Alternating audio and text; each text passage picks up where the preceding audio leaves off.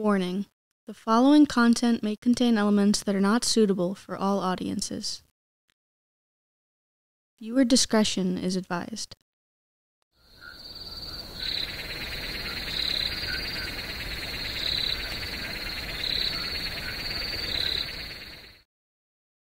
Man, that's just what it is. Man, I feel so professional knowing that now.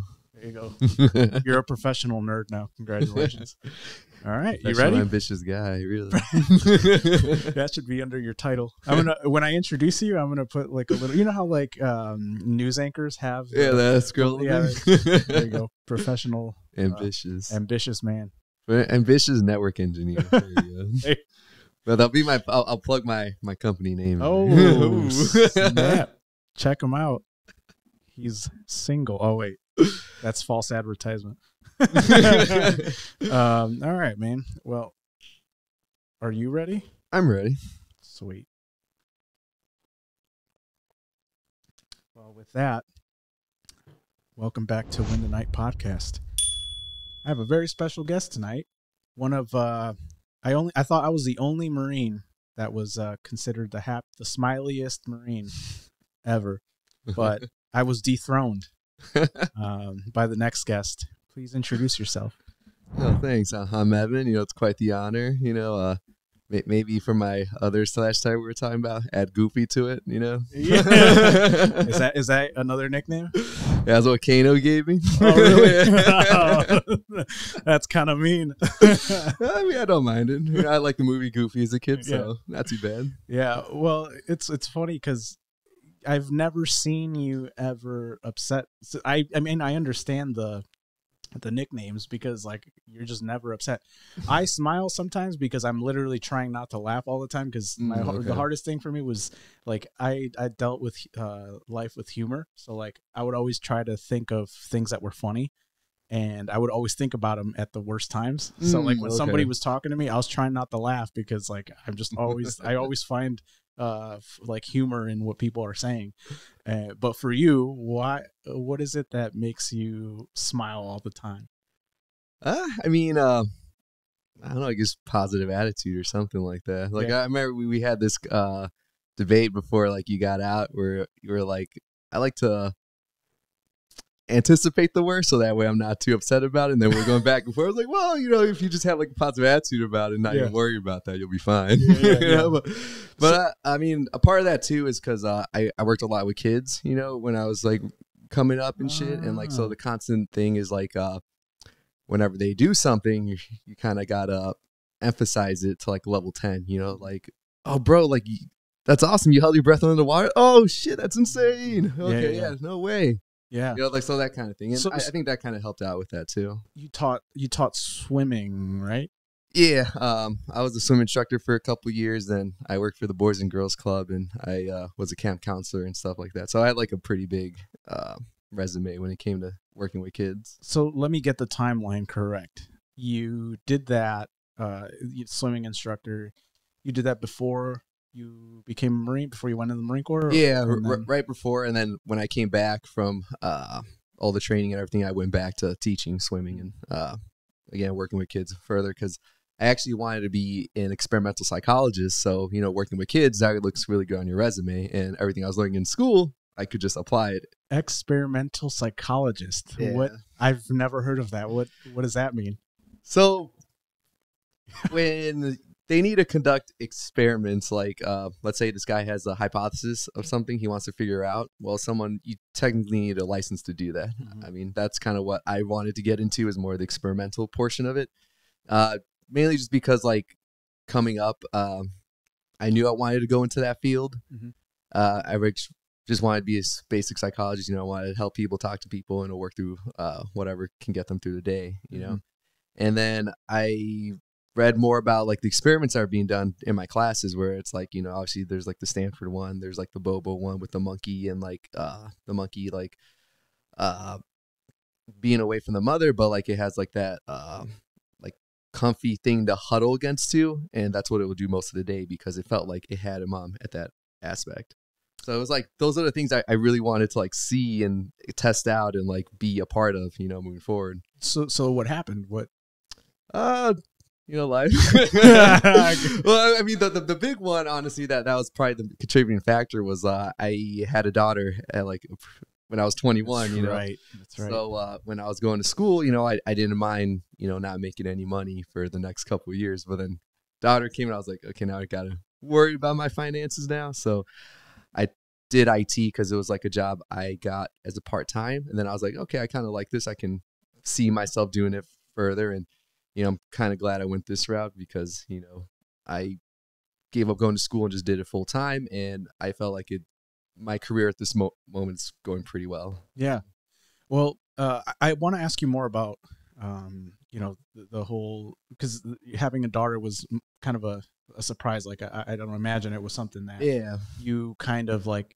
It's not like you had it like scheduled. Like I want to have a child at this time, definitely right? Not. Okay, so then like I just want to rewind it a little bit just so I can kind of get a little familiar with the timeline. When you were a coach, like how old were you for the swim instructor? Sorry, when I was 18, I did it all the way till I was like 20 when I was teaching swimming. How did you get into that? Is it something that you want? No, I didn't even know how to swim when I started, to be honest. I mean, I was just like tall enough to always like touch the ground, so I never really had to learn how to swim. But I had a buddy, he actually, I was driving my way to the grocery store.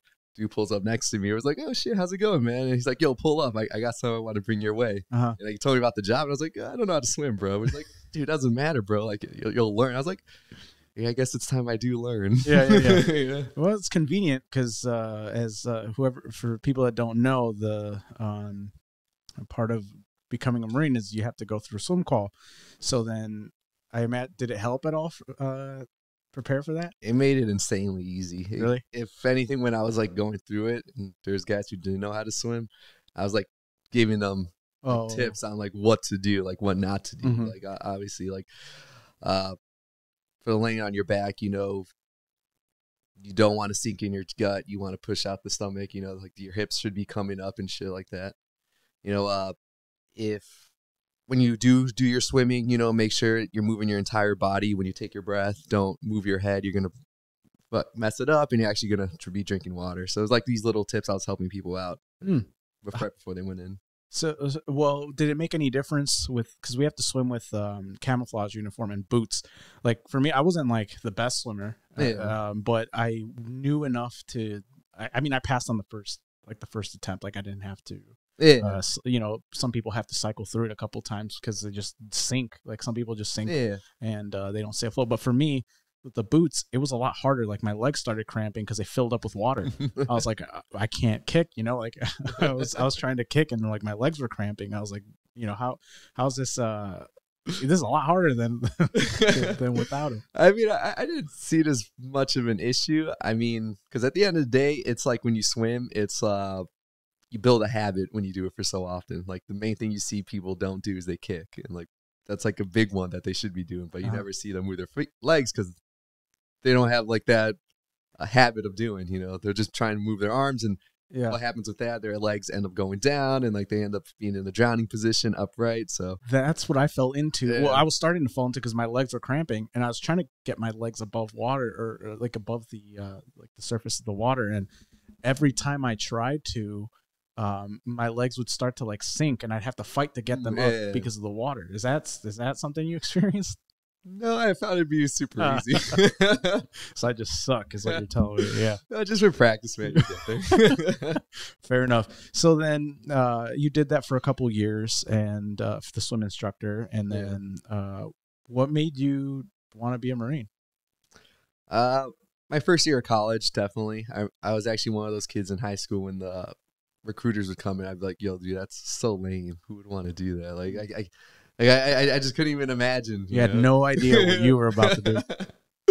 I went through like my first year of college, and I was like, even before I started, I was like, dude, I don't even know if I could really pursue this, 10 years worth of schooling. I hated school, but I was like, I'll give it a shot. But I kind of let myself kind of get involved in the social aspect of it, just because like everyone experiences, you had that freedom, you're meeting all these people, and I met people who were older than me who were like going out to bars, and I was like, okay, let me get this fake and I'll join you guys. And let me go. I got really big into the social aspect that when it came time to like put in effort into like the actual schooling of it, I was like, damn, dude, I'm like failing my classes already.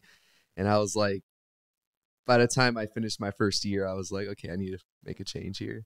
And then my buddy was telling me about him joining, and I was like, you know, I'll check it out. You know, maybe I'll give me something else to shoot for, because I was like thinking about being a psychologist since I was a kid. Didn't really think of anything else other than that. Yeah, I was like really kind of fucked up already. Yeah. Need to build some different habits. You know.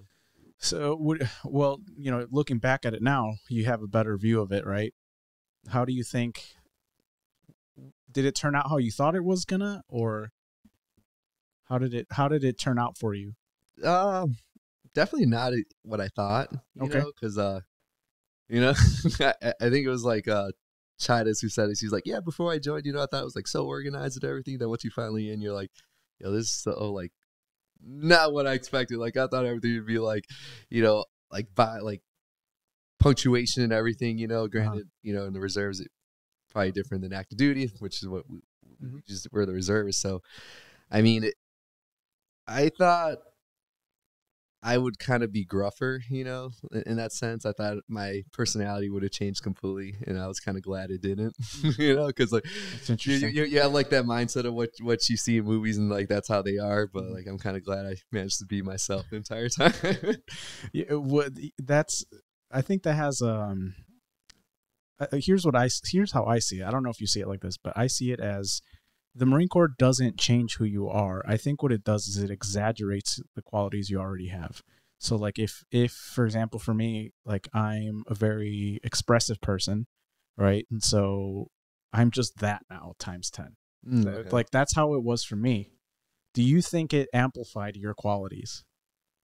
I don't know, because to be honest, I felt like before I joined, I was more so timid, you know. If anything, like the confidence booster was definitely there, you know, which I'm very grateful for. Sure. Like definitely helps out with everything I do now. Yeah, absolutely. You know, I feel like before that, I definitely wouldn't have done something like this. I'd be like either too nervous or something like that, or, you know, maybe not interested. But it definitely allowed me to just kind of go for a lot of things afterwards, which is like why I have so many hobbies now, you know. Speaking of, what are you doing these days? Like for work, or just hobbies? Like what have you gotten into? Yeah, so well, work wise, I'm a network engineer, so I can honestly thank the Marine Corps for that, because you know I met someone who inspired me who gave me the idea to go that route. Yeah, you know? He said he had no inkling for it prior. He was able to do it, so that kind of gave me reinforcement that I could do it. So definitely a positive there. Yep. And then hobbies. Dude, I have so many of them. I took up gardening this summer. You know, it was like one of them. I honestly did not realize how much money it would spend, or how much time it would take. I thought I could set it up within one weekend. It took me like an entire month to finally get the base ready, the fencing ready, to the plants in the ground. Finally, it took like an entire month for me to do. I didn't think that all that went into gardening. Honestly, I just thought it was you just plant the thing and watch it. You could do that, but like, you know, I want to do it right. I want to get like the full infrastructure. I want to like till the land and everything. And honestly, like that's kind of why I like picking up hobbies, is because like I would always hear about everyone having like these cool things that they like doing. You know, like it could be like all these nerdy things that you probably would consider like, dude, this guy's a fucking dork. I'm one of them. You know, but like, well, once you start doing it, like, damn, dude, I could definitely see the appeal for this. Like, I remember when I was younger, my brother was like flying drones, and I was like, you know, as a kid, I was like, oh yeah, flying drones is pretty chill. But then he started like opening them up, put cameras in them, make them lighter to do different things, and I was like, damn, okay, he's doing like so much more of that, like adding to these things, you know. And it's like same thing with like archery. Like I took that out because I worked at the summer camp for one summer, and I got to use a bow for the first time, and I finally bought one. You know, started setting shit up behind my house, you know, bought my own little fake deer, you know, tied an apple to see if I could actually get it or not. Yeah. How'd it go? It took a while. Days, weeks, really. Yeah. Is it any harder than like firing a rifle? Oh, yeah. Really? For me, that is, because like, at least when I was firing a rifle, I had a coach to teach me how. I mean, I just had like a YouTube video to follow. Fair enough. Doesn't it also matter what kind of bow you have? And Yeah, it does. I mean, like, again, that's the thing about like having a hobby is like there's more than you would expect. Mm-hmm. You know, there's different types of bows, different like arrows you could use, different things you can do to make your aim better. I mean, I feel like I pick up hobbies, I don't master them ever. I definitely enjoy just doing it, and then if I have the time to like look further in depth into it, then I will. I think that's what you and I have in common is I can't see the reason why I was like I chose the reserves is because I didn't want to be stuck to one way of life. Like I didn't want to. Okay. I didn't want to just be doing one thing. I would get quickly really tired of that, and I would hate it. Like that's how I hate things is if I just do them too often. Yeah. So like I have to have diversity in what I do, or I'm gonna hate like what I'm doing. Does that make sense? Like that's how I do it. You know, that's actually pretty hilarious because I've had like so many different jobs. Yeah. Simply because of that aspect, you know? Yep. Like it's been a running gag for years since I could work. Then my parents asked me, like, so how many W-2s do you have this year? The most I had in a year was like 5 W-2s. To be honest, with jobs, that's like the only thing that like I guess I was just raised to like you don't leave. Like that's just like for jobs, it was like unless you find something better, Oh, you know, you don't leave. And I think like if I would have not been brought up that way, I would have also been like, you know, just going to different jobs. And hell, I don't know. I think like in the different jobs that I've worked, I've learned a ton. Like I've gotten a lot of expertise. Like most of the jobs that I've done have been tech type jobs. Okay. And I even did sales for a bit. And that kind of like that just really boosts your understanding of the world. I don't know, like that's how I see it. Yeah, no, that's definitely true. Because again, like I said, I had many different jobs, you know, different areas. Uh-huh. And yeah, working with kids was definitely like a bigger one that I sought That's after. right. But I mean, I did like the landscaping jobs. I've done like moving. I've done sales as well. You know, Look at that. I worked at the airport. I worked for school districts. I worked for a whole bunch of different people. I worked at factories. You know, I just feel like I've met many different people in those areas, and you definitely get to see the different social aspect in each one, you know. Yeah, well, I think the social skill that you learn in that specific field sticks with you. Like, the sales really helped me in understanding what people like, what it is that people want, like in terms of like what they would invest in, and what's a better way of advertising. Like that's another thing like that's helped for the channel, for example, is like what's the best way to get us out there, right, for more people to see and for people to be able to get a hold of. And by watching how like people that I worked with how they would take care of the marketing, and I'm like, oh, okay, so like I get an inside perspective of like how it works for the sales world. And to be honest, I think there's a lot of decent takeaways, but there's a lot of things that I learned that like what not to do, like also from the sales industry, where I'm like, oh yeah, this definitely is not a good practice. Right? Like you'll see, because the thing about sales is that it's lucrative. Like there's no concrete way of doing things. Like you'll hear gurus left and right telling you like, oh, you have, do A, B, and like this is how you do it. Yeah. And then they're like, no, this is how you do it. No, this is how you do it. And the truth is, like, what I learned is that it's actually more about what's natural to you.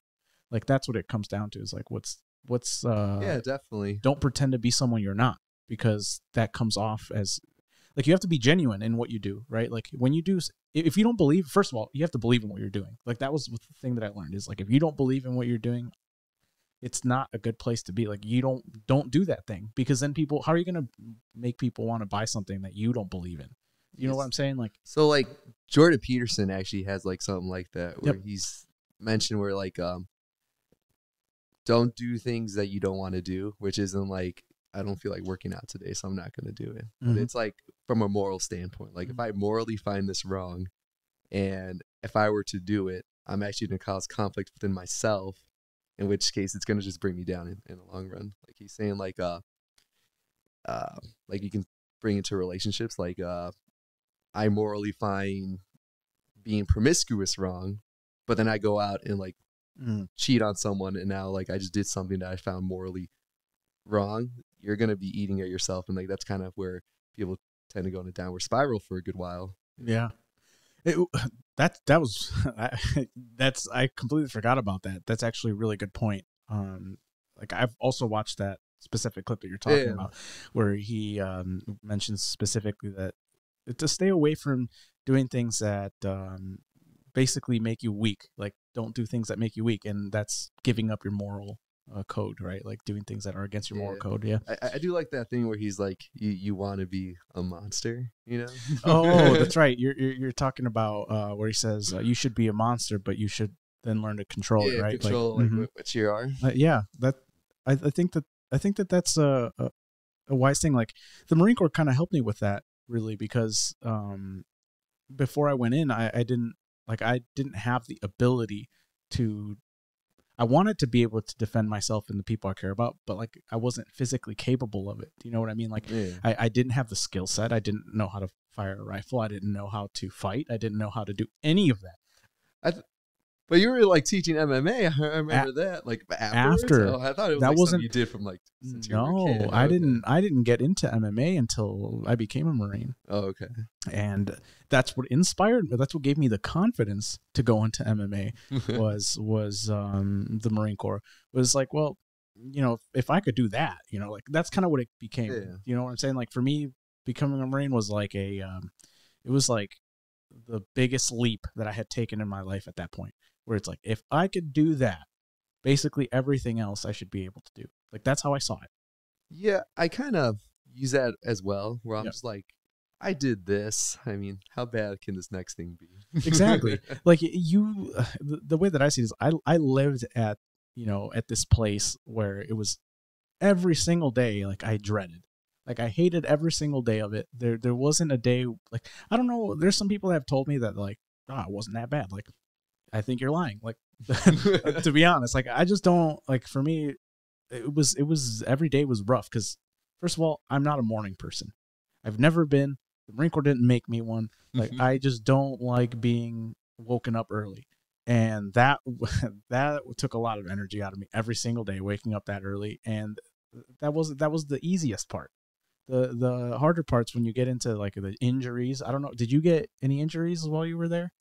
I mean, just minor. Nothing I had to go to like medical for. Well, I didn't either, but it's because like I wasn't really aware like of what what was going on. I just knew that like I started getting in both my legs at one point. I was getting pains where as I would put pressure on that leg, it would like rise, like it would flare. Yeah, I had something like that, but I just don't know if it was like Marine Corps related or just like I ended up gaining weight related and like being immobile for a while. I mean, during boot camp is what I mean. Is specifically during boot camp. You know, I got nothing lasting from boot camp, nothing like that.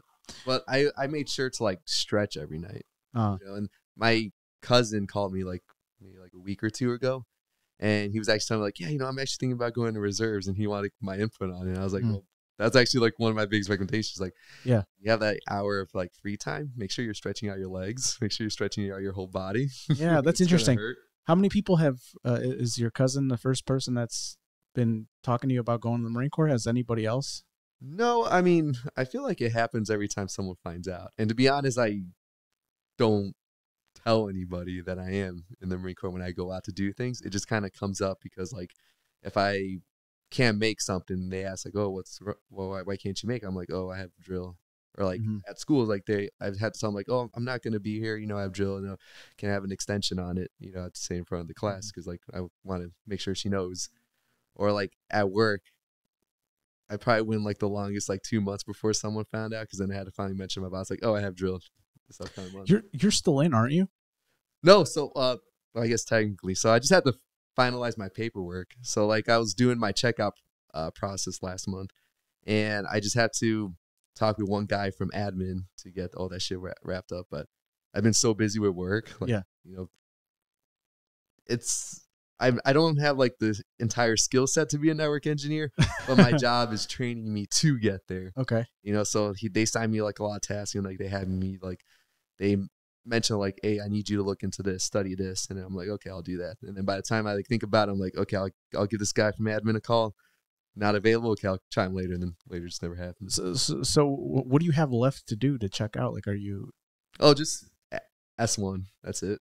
I just have to email him my shit, but like I just don't know which guy I'm emailing it to. That's weird. Like what? Like you didn't do like a physical paper checkout? No, I did. Like I had the paper on me. Okay. But like the last day I was there for a drill, they all left early. So I was like, oh, crap. Oh, so they just don't have your checkout sheet. Yeah. They don't have my checkout sheet, and I didn't get to see S1 to fill out like GTCC and like make sure like, all that stuff. Okay.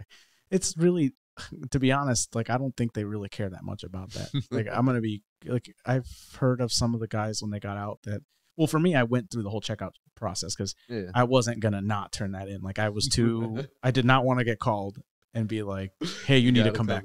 That was absolutely me too. Not gonna happen. I'm gonna get all of my paperwork done here. And that's why I don't know if you remember the last day or the last weekend that I was there. I was like, don't bother me. Like, I want to just check out. Like, that's it. Like, don't. And then somebody always was like reaching out, like, oh, you have to go and do this. You have to go and do that. I was like, no, I'm checking out. Oh, you can check out in a day. No, you can't. It takes a whole weekend. I learned that the hard way, right? So but that's how it was for me. Is like I wasn't leaving without getting all those papers turned in. But I don't think like I had a couple guys that I talked to that got out and they're like, I just didn't even turn it in. Like I just I just got the signatures. I was like, well, you still had to sign your dropping to the IR like signature, right? Like I mean that's what I was told. Like that's why he still needs my sheet so he can send me that paperwork and I can sign it saying I'm dropping to the IR. I don't remember, to be honest. I don't remember. I think I did. Yeah, it was like what, 2 years ago? Yeah. I don't remember. I just know that that day was like kind of a blur because I was like flying through every section to get checked out. Like, it was the most. I think that was the weekend I had to get shots that weekend. I was like, why? I'm leaving. Like, no, you still have to get your shots. Like, God. Yeah, make sure you're healthy, leave. That's nice of him. I'm good. But anyway, yeah, man, it's been 2 years now. In June, officially, I was end of contract, so okay. Out of the IRR too. You just checked into the word, technically not, but you're technically in the IRR. How has it been since you got out? Like, do you miss it? Do you feel the? Maybe it's too early to have those feelings, but I feel like nothing's really changed for me because like I felt like in between drills it did not exist for me unless I got like a message I had to do something, which honestly would happen quite frequently. But that's what I'm saying. Like I remember when I was you were in leadership. You were the training NCO. Yeah, but like again, whatever they kind of tasked me out to do in between, it'd be like, okay, I'll get around to it when I get around to it, or like, And I felt like for the most part, I did pretty well getting around to those things. Yeah, I mean, I don't remember anybody. I don't think I ever complained about it.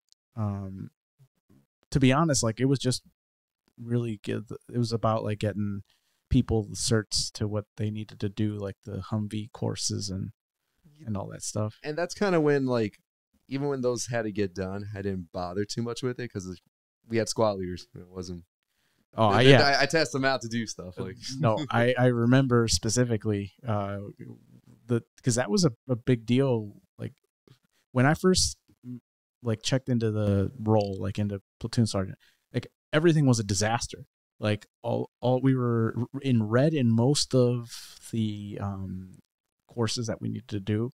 We were red in like the training requirements we had to have. That's why you know like those whole positions opened up. Like, oh, we need to fill training NCO and all that, and like the whole team was adamant about getting us into the green, right?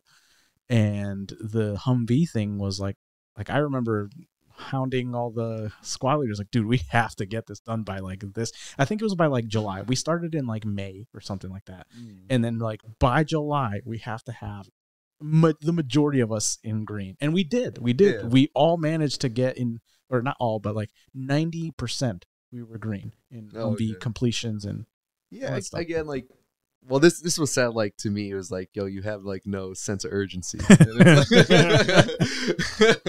I think you can imagine who probably said that to me. Yeah. Sure. Yeah. And it's like when he said that, it rubbed me the wrong way for like a good 10 seconds. And then I'm like, is there really something to be upset about it at this moment?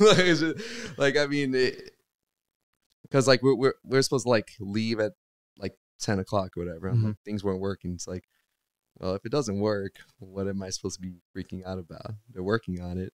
Is it going to get done any faster if I'm like hounding them, freaking out on them, or if I'm stressing out? I don't think so. I'm surprised to hear you say that you took that personally, even if it was for just 10 seconds. Like, well, it's like the thing was like, he sees me going back and forth. He sees me doing these things. No, I get it from your perspective. I understand why you would. I would have been way more like, I would have shot back at him like, what are you talking about? Like, look at what I've gotten done so far. Like, that's what but you're very much like, you don't bother. Like, yeah, because like, what I'm gonna get into beef with this guy for like a good minute or two, waste my time with it when I can just go ahead, still do what I got to do. I mean, maybe that's kind of where it comes in, where like you guys assume like I'm never upset about anything, or like I'm so happy-go-lucky, but it's like, is that going to accomplish anything? You know, like at the end of the day, if I'm upset about something, if I let it go over my head for the entire day, or if I have to like argue with someone for like the next half hour about something that really could just be avoided altogether and continue getting things done, you know. So it doesn't like sit with you, because here's the thing: like, if I don't say, if somebody makes me upset, right? If they say something to me that was like, that really aggravated me, like even for like 10 seconds, I'm gonna think about that when I'm driving home, and then I'm gonna regret if I didn't, like, you know what, I should have said something. So on that, yeah, I would say I use my drive anywhere as like self-reflection, you know, like really heavily. Like, I don't just think it in my head. I speak to myself as I'm driving, you know? Really? Yeah, because like, I think once you say it out loud and you realize how ridiculous it is, then you're just kind of like, okay, I can see how it doesn't make sense to be freaking out about this, you know? Where did you learn that from somewhere? Because that makes sense. Like, that sounds like it came from something. Well, bro, like they tell you when you're writing an English paper, they tell you read it out loud. I mean, fair. Yeah. I mean, like, there's only so much you can like think about inside your head before you need to start letting these things out. So like in my room, I have like a lot of whiteboards hanging everywhere, and like anytime I have an idea, I like write it down right away, because I'm probably gonna forget it later. Yeah. What is it? It's like 3-5 tasks you can hold in your head at a given time. News to me. I don't know. Like that. That's interesting. That's probably one of my problems is I don't write enough. One of the things that that my therapist was saying, like, you need to write more, because there's so many things that like I think about constantly, that like the way that I see writing things down is I'd be writing things down all day, like literally, because like my mind constantly goes. Like, I'm like thinking about, like, what if I do this for this thing? And then what if I do?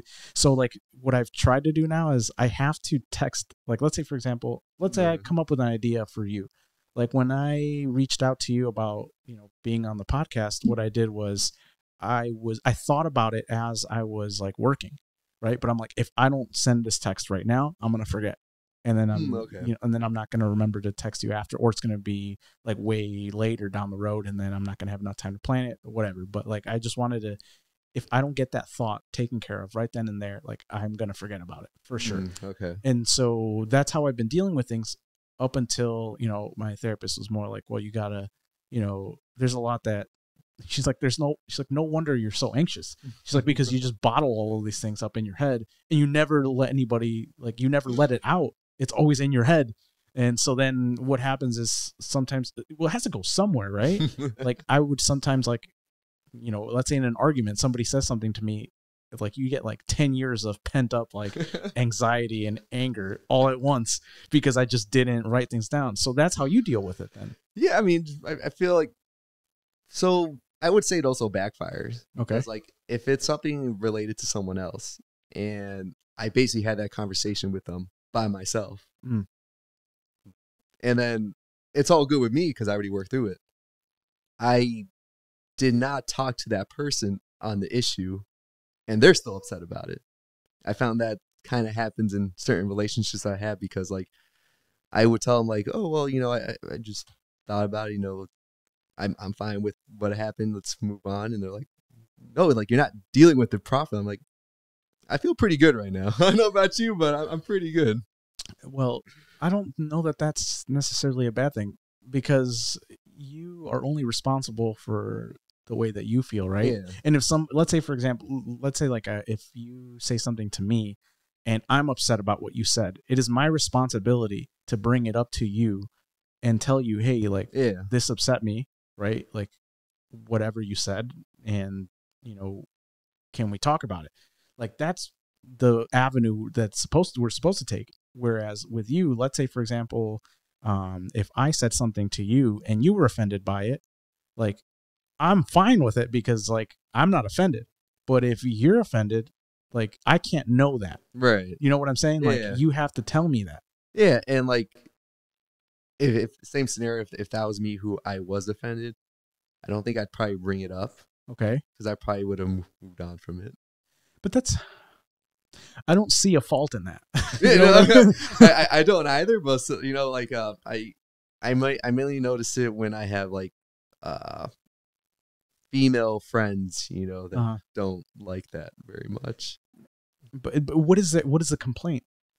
Well, maybe it's more like not just a female, but like closer to like a relationship, maybe. Okay. Something like that, where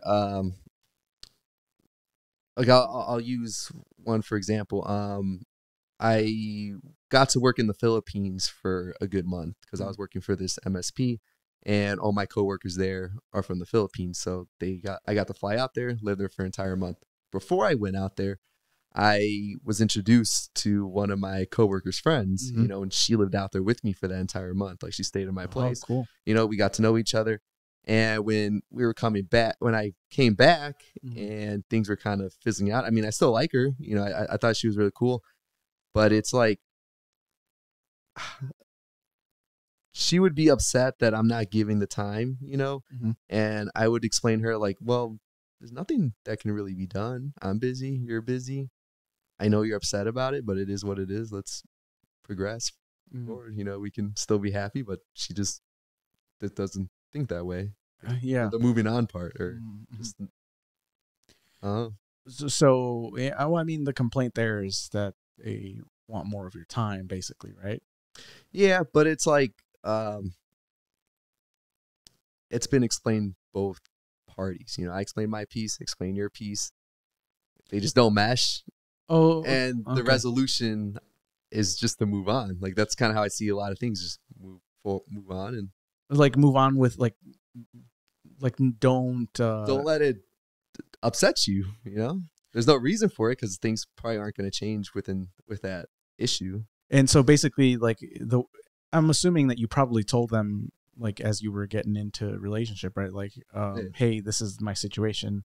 Like, I'm not going to have a ton of time. Like, is that something that was talked about? Or? I feel like I always bring that up in the beginning, especially since I have a daughter. Every time I do kind of have like a romantic entanglement of that nature, I always mention like, I'm pretty focused on my career. I'm not going to hang out on the weekends because I have my daughter on the weekends and some days during the week. So I'll try to find time. If it doesn't work, I mean, I'm not going to get upset about it. Like, it's not a priority is basically what it. Not the priority, I suppose. The priority. I understand. I definitely have met people like that it's like, but for example, I'm more of the kind of where which is totally fine for you to have it the way that you do it, right? Everybody's a little different. But for me, like, I grew up with seeing where like my parents did everything together. Like, they were always together. They always went places everywhere together. Is that the healthiest thing? I don't think so. Looking back at it, right? No, my parents are the same way. Right. They work together, so they go to work together, come home together. Interesting. Like, I never see them apart. Oh, that's a little intense. That I don't think I've ever seen that where like, but I mean like after work, right? Like, they would always be together. Oh man, that's crazy. At work and then after work. Oh wow. hey, I commend them for that. I think that takes a lot. I would like to have that in Really? my future. Yeah, I definitely would like to be in that position, but it's like until I get there, I mean, relationships are just kind of come as they come or come as they go. So do you think like the optimal relationship for you is one where you work with that person and like your life just kind of... So I've had that thought too, where I was like, this person was in IT too. Mm-hmm. We could work at the same place and, it'd be hunky dory. But then there's also the aspect of I have a child. So I don't like to bring them around her. I only brought one girl around my daughter. And that's only because like I knew her for like 3 years. We dated for a year and then I introduced her, so it takes a while for that to happen. And I'm assuming that like the way that you see it is you're not going to bring anybody around your daughter that's like not serious, right? Like, yeah, definitely not. The thing I don't want is for her to see me with a bunch of different females. Granted, when she gets older and she enters the dating pool, the realm, I heard this from one of my bosses. She's like, yeah, my body counts at 5 and she's like 30 something. Mm-hmm. And she's like, the reason is because my father was like very upfront with me about his relationships with women, about how like he literally just saw this person as like this fling, mm-hmm. But to her, it probably seemed like he was the one and he was like very into her. But like he was like straightforward, like, yeah, I really didn't care about her. Mm-hmm. He was supposedly a player. And she's like, because my father was very upfront with me about how he was, if my father was capable of doing something like this, then the expectation should be there that like other men, would be doing this as well. So I would take my time and, really think about it. Mm-hmm. So I kind of hope that, again, when she enters the dating pool, I'm like that, upfront about everything. Hopefully I haven't done anything I'm ashamed of, well, but I think, I don't know. I think everybody's made mistakes that they take back. Like, yeah, I don't think there's a way around that. But do you think, do you believe that you would, are you afraid you won't be upfront with her, or are you afraid that she's going to see you a different way if you are, or what's the fear there for you? So I've said this many times. My biggest fear is being a hypocrite, like how am I going to expect her not to experiment when I experimented at that age? How am I expecting her not to, be involved in such a matter when I was at that age? Mm-hmm. How am I expecting her not to get in a fight when she's upset, when I did, at that age? Mm. It's like, I don't want to say, do this, but I've done it myself. So are you like, do you not want her to engage in like the type of relationships that you've engaged in, or? I would say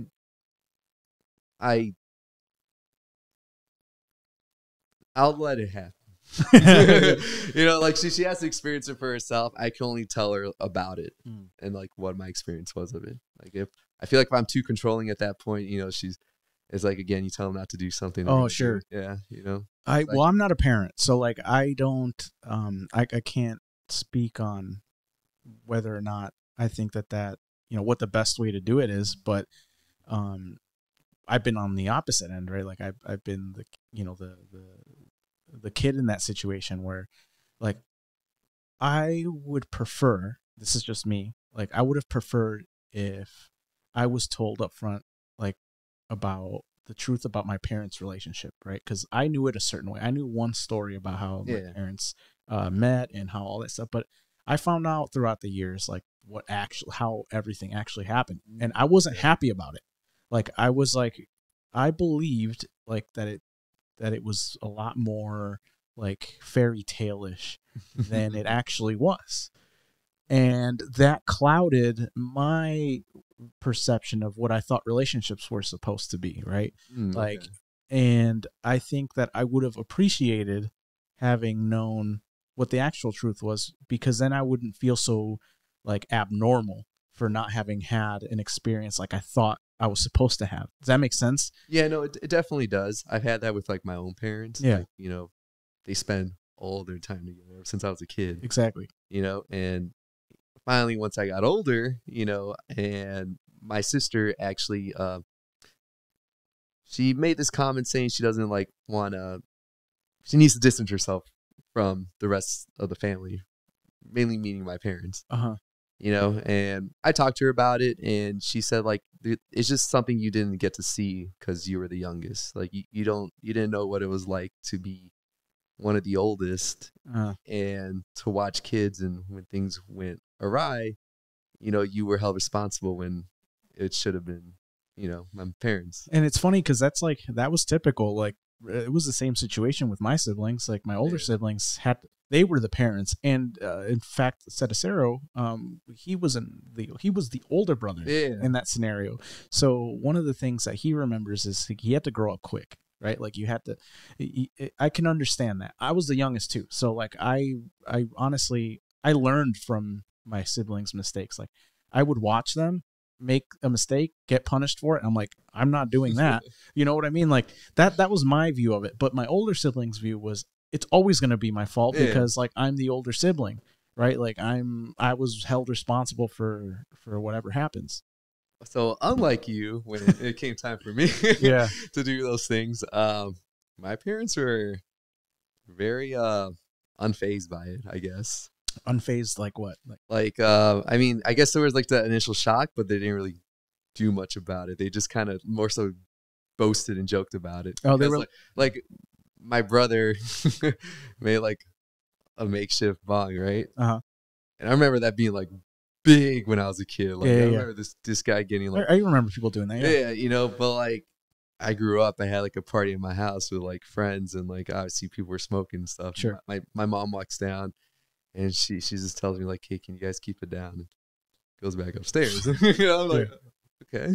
Well, they're desensitized by it at that point, right? Like, I don't know how many siblings you have, but I had, total I have 5 siblings. The youngest too. There you go. Well, I am actually the second youngest. I got dethroned when I was 10. My little sister was born when I was about 10 years old, so I was the youngest for a while. But I'll tell you that I didn't make those choices. Do you know what I'm saying? Like I was too afraid to make those choices because I saw what happened to my older siblings. Like I knew the punishment they got, so I was like, I'm not doing that. And that fear kept me from making those mistakes. Everybody is different, right? Like you handled it a certain way where you're like, I could probably get away with that, or I don't know what your thought was. I think I just. Once I hit a certain point in like middle school, my parents kind of stopped like yelling at me, but I also felt like it's because like I showed that I'm okay. Yeah. You know, with whatever. You can handle it. I can deal. Yeah. You know, there's no reason to really worry about me. That's fair. But I was kind of the same too, where I was pretty responsible for my age. Like I remember, I think I've told the story before. A lot of people would tell me like, oh, you're very mature for your age. I remember in 7th grade was like the first time I heard that. I was like in 7th grade, and I had a group of friends with me.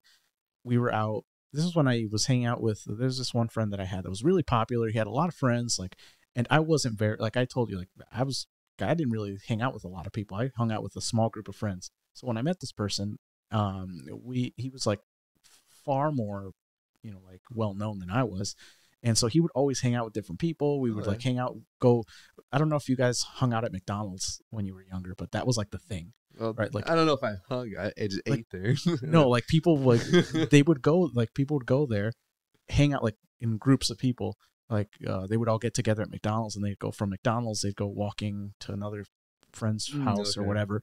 But like that was the place to meet at, right? Was McDonald's. So anyway, when we would hang out, we were hanging out at McDonald's, and then we would go somewhere else. We would go to like some skate park or whatever. And I remember one time we went to, I think it was a skate park, and we had a group of people, and one of the parents of that kid pulled up and was like, hey, like what, you know, where are you guys headed? Like, you know, what are you guys doing? And right away I went up to her and I was like, hey, this is what's going on. Like, we're just going to go to this friend's house. After that, we're going to just stay there for a while, and then everybody's going to get picked up from there. Like I told her what we were doing, what the plan was, like where we were going to be. And this lady was like, how old are you? I was like, how old are you in 7th grade? I think I was like maybe 12 or 13, Okay. around that age, right? I think. Yeah. You're in 7th grade. And yeah, I told her, just like, you're very mature for your age, because like right away I was just trying not to get us in trouble, like because I was the younger sibling, right? Like I saw my older siblings do the wrong thing, and the wrong thing was not being informative enough. Like we didn't give enough information. Like they would not give enough information to my parents, and that would make her worried. Like my mom, like she'd get very worried if she didn't know where you were and who you were with. And so like I knew that I had to provide that information to give that person comfort, right? But I knew that very young, right? Like a lot of kids don't think about that. Like they don't care. Providing information. Yeah, I definitely. Yeah, I would agree with that statement. Yeah, I felt like I was more like keeping stuff hidden. Exactly, right? Because you're afraid you're going to get caught and you're not going to be able to go, right? Like most of the time, I think when you're that age, you want to hang out at your friend's house and not be worried about, when do my parents want me home, or like, and if you tell them where you're going to be, they're going to tell you to come home sooner or whatever, right? Like you have less time with them, so you try to be more secretive. I get it, but for me, I had the fear of, I don't want to see what happens. I've seen what happens when you get caught, and I don't want that. Like, so I'll avoid it. But yeah, it's funny. Like that's just how I dealt with it, versus where with you dealt with it a little different, where you're like, I can handle it. My parents have that confidence that I can handle it. I didn't want to find out. Like, you know what I mean? Like I didn't want to find out. Well, also like, I knew my parents' schedule in and out pretty well, so that made things a lot easier. Yeah, that was one of the things I didn't know 100%. But also, like, I don't know, man. Like, I was just afraid that if I put myself in a situation I couldn't get out of, like, I didn't want to call my mom. Like, you know what I mean? Like I did not want to be in a position where I had to call her to get me out of somewhere she didn't know I was. Like, I mean, what would you need to be doing? Like, what kind of things did you think about doing? No, but like I didn't. That's the thing. Like I didn't think about them, because the idea of even like going somewhere I wasn't supposed to be was like, nah, not interesting. Like I would shut it down. Like I remember I would get offered it a lot. Like people would, friends would like, hey, we're having a party. Like I was like, absolutely not. No, I don't care to find out what would happen to me. That's all I would think about. It's like, what would happen to me if I went to this party and I didn't like, because if I told my mom would be like, well, who are these people? Right? She had to know who they were. If she didn't know who they were, we probably weren't going to go. Okay. So then I would have to sneak out if I wanted to go. Right? That's what I'm saying. Like, I just didn't, like, I would think about what would I have to do to get there? And is it worth it? Like, that's what I thought about. For me, it was more like, could I even get there? Like, growing up too, I like never asked my parents for anything. It stopped when I was like pretty young, you know, where I was like maybe 4th grade. You know, when you go to the store, you ask your parents for shit like that. That's like the one of the few things I learned at an early age. To, like, stop asking my parents for things, because they're not gonna help me out with it. Like, ask them like, can I get this ride over here? Can I get some money to go here? It wasn't just like they wouldn't do it. It was more like I knew they just didn't have the time, because they were constantly working all the time. So again, I think that's kind of what helped me out more too. Was like they started a franchise when I was a kid, so they ran their own business. So they were too busy, you know. And I did not want to bother them. Also, so you had to be more independent. Yeah. Like you had to be more independent. That makes sense. Like with me, well, I mean, we had to be independent too, because my mom was working 2 jobs most of my childhood. So when my parents split, like it was just me and my older brother for a while before any of my other siblings, started living with us. But it was just me and my brother, and we were really young when my parents split. So my mom was working 2 jobs to try to, keep food on the table and be able to keep a roof over our heads. And so we didn't see her often. So it was just me and my brother all day, pretty much. So just the challenge. It was challenging enough just to figure out how we were going to get from like to school and from school, because my mom wasn't dropping us off. So she wasn't dropping us off or picking us up. There's no buses? There were buses. Okay. We took buses. But we were also, at some point we couldn't get buses. I think it was like in it was actually in elementary into middle school. We lived close enough to the school where we technically didn't qualify to get a bus where you could walk to school. What is that, like a mile? It was like I forget what the distance was. Yeah, I live right under a mile too. Yeah, it was I didn't think it was too bad. I remember the winters sucked, but I think we had just moved to the area, and so when we moved to like we're Oak Forest area, when I moved there, like I remember my brother got lost because we had to figure everything out on our own because like my mom couldn't take us she couldn't walk us there the first time. We had to figure out how to get there, right? Like we drove there before to register, right? Like we drove there to register, but like once my mom started working, like once she went to work, like we couldn't practice it. Like we weren't, we had to do it for the first time by ourselves. You know what I mean? Like, so that was challenging enough for us as kids than to have to worry about, now I have to go to this party that this person invited me to. How am I going to get to that? And how am I going to not tell my mom that? Like, you know what I mean? Like it became too much where I was like, I just want to get home. Like, that's it. Like, I just don't want to die. Like that's, you know what I mean? Like that's my main goal. But I don't know. I think, again, with my daughter, I've been thinking about this too recently. Is like, for like school districts and stuff like that. I like what they're doing in terms of like their IT departments, you know, like since I worked at them in two different aspects. One, like the software that's being sold to them, and one directly out of school. And I like the security aspect of it. However, I still hate like the administration aspect of everything. What do you mean? Like, you know, like you see those things of like them teaching kids things they really shouldn't be learning, you know, with like parents coming in for those meetings and being like, oh, this book has like all this stuff in here, you know, like there's no reason to read it, stuff like that, you know. And from hearing all this, you know, it kind of made me want to run for like a school board or maybe like city council or something like that, so I can have some kind of influence in that world.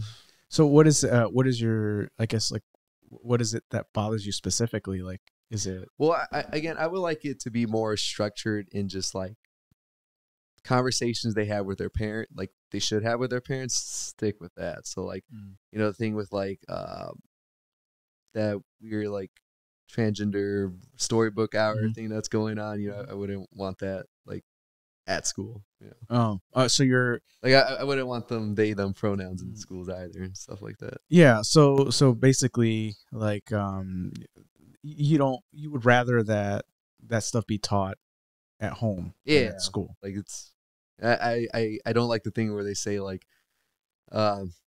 they're all our kids, you know, like, no, that's my kid right there. You'll just teach them what they should be learning, like English, you math, take it more science, personal. yeah. Like, yeah, I get what you're saying. Yeah. Like I don't want them to learn something that I have no idea what they're about. Like even when I was like looking at daycares for my daughter, I was like asking like, can I get like a curriculum every week of like what's going to be taught? What you guys are going to do every week, every day? Is there like cameras there, you know, that? Yeah. It gets tricky, doesn't it? When you talk about like in school, when they talk about like religion and, I don't know if they do or not. I don't know what it's like, but if that's something they do talk about, right? Like stuff that, should you impose political ideologies on kids? You know, like, I don't think you should. Yeah, I guess that's the question that has to be asked. Like, should that? Well, I don't know. I'm not a parent. I guess you're experiencing it. You know, you have that experience of like what that's like. Yeah, because even when I worked there, dude, like this was years ago. I remember this was like post pandemic. You know, this is like at right when it was hot with like the defund the police, the COVID-19 shot and everything. And I was working at the school district at that time, and I remember I had to go in to fix this giant like monitors that they got for every single classroom. You know, it wasn't working. I was like fixing it. However, I was listening to this like 7-8-year-old girl talk about what was happening, you know, with like defund the police. Like it happened because a lot of racist police think they can do whatever they want to do. And I'm like looking back at the teacher, like, is that for real? Like that's what you're allowing to go on in this classroom right now? I'm like, I couldn't say anything. I was just there fixing something, and I was listening in. And like the more I listened, I was like getting more like, I don't want to say triggered, but I was like, I don't I don't think this needs to be here. I don't recall doing anything like this when I was in school. Yeah, that I think that I don't know. I've touched on it before, right? This is my opinion on it. I think that the problem with when you teach about stuff, political stuff, I think you're missing the point. I think that's in my opinion, right? Like, I think it's not about that. It's not about the police stuff. It's not about the I guess like the transgender stuff. Like, it's not about that. I think like really what do you feel? Why are you upset? Why does it anger you? Why does it make you sad? Why whatever? Yeah. I'm more curious about that. I think that if they learned that in school, I'd be happier because you're teaching kids to deal with the root cause of things, Okay. rather than the surface topic. Because if you're dealing with the surface topic, that's not the real issue anyway, in my opinion. Right. Right. I guess for me, it was always more so like there wasn't even a conversation on the topic. Mm-hmm. Like it was like I started like looking at like all the posters they made, and they were all kind of unified. I didn't see like a debate going on. I didn't see ideals like that were. I see. So there was they legitimately made it like this is it. This is the opinion, and this is what you're going to believe. Same thing. Like I was one of my offices right next to the library. Yeah. They're reading this book about Fauci, like, oh, Dr. Fauci was an amazing man. He was in charge of making sure we were all safe. I'm like, you're reading about this guy and we don't even know him? Like, it's just happened, like, not even like a couple months ago. Yeah. I wish that was an easier conversation. Yeah, definitely. I don't have enough information. I think like I said, at the end of the day, I have my opinion on it. And the opinion is that I think that that's not the root problem. I think that if we're going to talk about, I don't even think the ideologies are worth mentioning. I think that we should teach kids early on, in my opinion, to understand what they're feeling. And I feel like that was the case when I was in kindergarten. Okay. Like, are you sad? Are you happy? Or whatever. I remember we used to do like little art projects like that. Yeah. Like different emotions or something like that. I want to say it was like, yeah, like basic. You learned what basic emotions were. That was like when I was in like kindergarten, right? Okay. And I feel like if we did that more, the rest of it wouldn't be so. I guess like it wouldn't be so difficult to talk about uncomfortable topics because you could deal with the emotions. I think the hard part is when you don't know how to deal with the emotions of somebody upsetting you, that it becomes hard to talk about anything.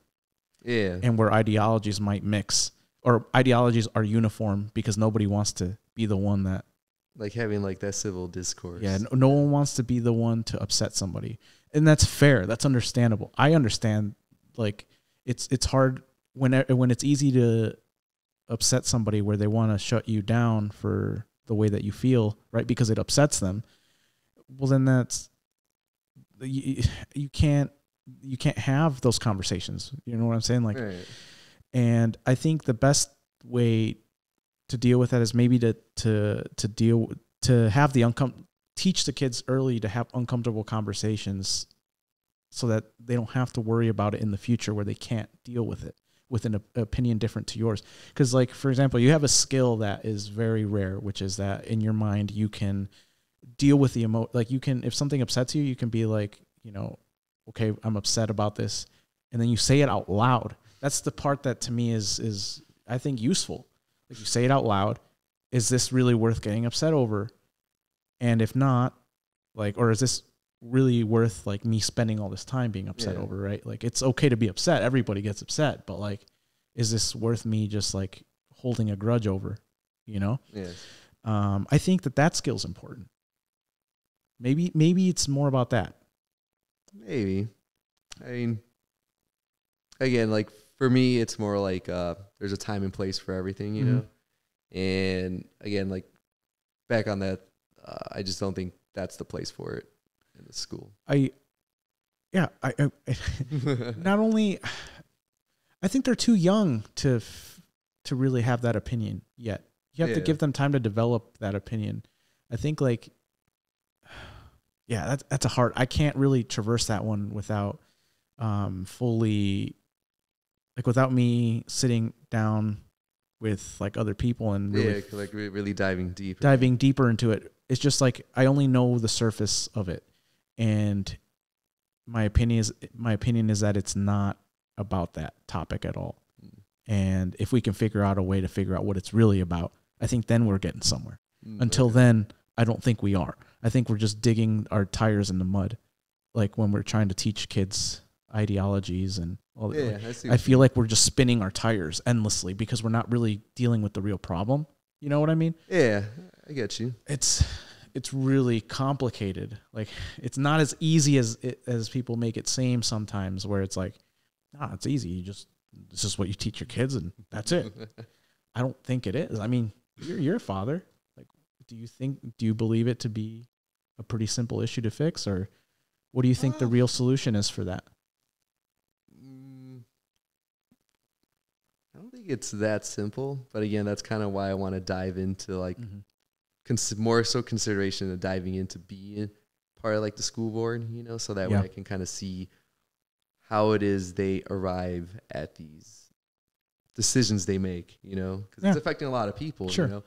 And there are times where I see a decision being made, and I don't agree with it, but I can't talk much about it because I'm not doing anything about it. Sure. But here I would be doing something about it. You know? That makes sense. I think that's the best way to figure out, like, are we having the discourse that we need to have? Yeah, that's fair. Well, I think that's a good note to end on. We are up on our hour. Yeah, we're ready? Or we're at, everybody says that. I mean, to be honest, there's a lot there. Yeah. And there's no simple answer to it, unfortunately. So you're just going to have to fill me in as time goes on. One day I'll be back on here, you know. That's the goal. Maybe councilman dude or something. Well, it'd be interesting. I'd like to see what knowledge you gather from going to the school boards and going to the meetings and finding out what it is that you learn about the conversations that are being had or maybe not had, and how we can improve that for everybody. So appreciate you coming on, man. Super great to have you. Thank you for having me, man. It was really great being here. I appreciate it, man. All right, bro. Well, with that, we're going to have you on again. So now you have to come back. All right, man. Appreciate it. Until next time. Just vote Evan. Just vote you president. Got it. All right, man.